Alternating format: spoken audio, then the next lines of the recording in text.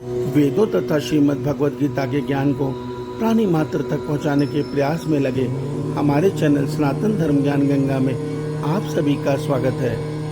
मेरे प्यारे कृष्ण भक्तों, आप सभी को जय श्री कृष्णा।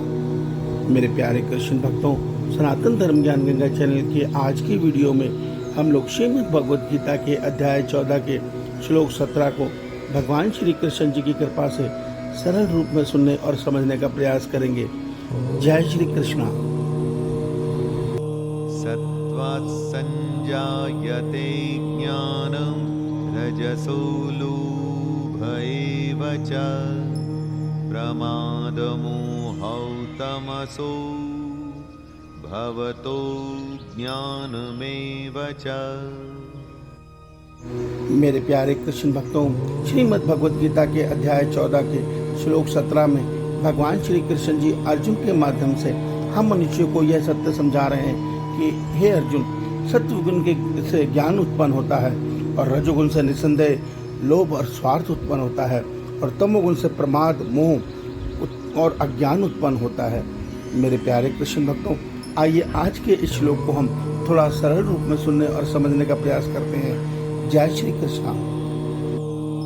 मेरे प्यारे कृष्ण भक्तों, भगवान श्री कृष्ण जी अर्जुन के माध्यम से हम सब मनुष्यों को अपनी माया के जो 3 गुण है, अर्थात प्रकृति गुणात्मक प्रकृति के जो 3 गुण है, सत्व रज तम, जिनके कारण इस संसार में सभी जीवों का स्वभाव अलग अलग बना हुआ है, उसके विषय में समझा रहे हैं। देखिए, ये जो 3 गुण है, जिस प्रकार टीवी के स्क्रीन पर 3 रंग मिलकर लाखों रंग प्रस्तुत कर देते हैं आपस में मिलकर, इस प्रकार ये 3 गुण कम ज्यादा होकर मनुष्य को लाखों करोड़ों स्वभाव के मनुष्य इस संसार में बना देते हैं।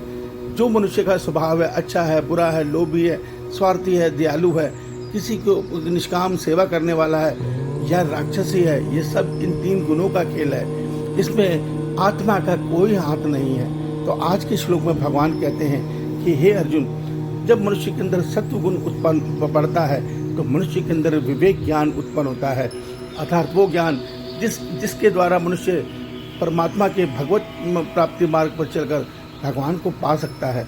मगर वो तब जब वो सत्वगुण से भी निर्लिप्त रहे, अर्थात सत्वगुण की क्रियाएं तो करें मगर सत्वगुण के जो कर्म किए हैं उसको भगवान को अर्पण करता रहे, अर्थात उन कर्मों में लिप्त न हो जाए। अन्यथा वो कर्म कर्ता बन करके अहंकार के कारण मनुष्य को कर्म फल में बांध देंगे। अर्थात जो हम भक्ति कर रहे हैं, जो हम अच्छे सत्गुण कर रहे हैं, उन सब का एक पुण्य फल बन के रह जाएगा, हम भगवत प्राप्ति से चूक जाएंगे। मगर अगर हम निष्काम भाव से सत्गुण में चलते हुए, अच्छे भगवत कर्म करते हुए, भगवान की पूजा करते हुए, भगवान का निष्काम भाव से नाम जपते हुए अपने सारे कर्म भगवान के श्री चरणों में अर्पण करते रहेंगे, तो ये फल हमें बांध नहीं पाएंगे और हम कर्मों से के बंधन से मुक्त हुए आसानी से भगवत प्राप्ति कर लेंगे। पर इसके विपरीत जब मनुष्य के मन में रजोगुण उत्पन्न होता है तो मनुष्य के अंदर लोभ और स्वार्थ को बढ़ाता है, जिससे बढ़ती है मनुष्य की तृष्णा। अर्थात सृष्टि के आरंभ से हम मनुष्य केवल और पाने की चाह में कर्म करने में लगे हुए हैं। आज हमने भगवान को भी केवल इसी मार्ग में डाल दिया है। हम भगवान के आगे झुकते हैं और भगवान से भगवान को न मांगकर उनके संसार के सुख वैभव या शरीर के सुख मांग बैठते हैं। क्यों? क्योंकि हमारी बुद्धि शरीर में फंसी है। हम शरीर के सुख से आगे नहीं सोच पाते, हम परिवार के सुख से आगे नहीं सोच पाते। परिणाम ये होता है कि हमारे मन में जो लोभ और तृष्णा बढ़ रही है, हमें और पाने की चाह में पाप कर्म में डाल देती है। अर्थात एक स्त्री को होते हुए हमारा जो मन और पाने की चाह कर रहा है, ये अनेक स्त्रियों में व्यभिचार या अनेक पुरुषों में व्यभिचार बुद्धि रखने लग जाता है। इसको और पाने की चाह बढ़ने लगती है।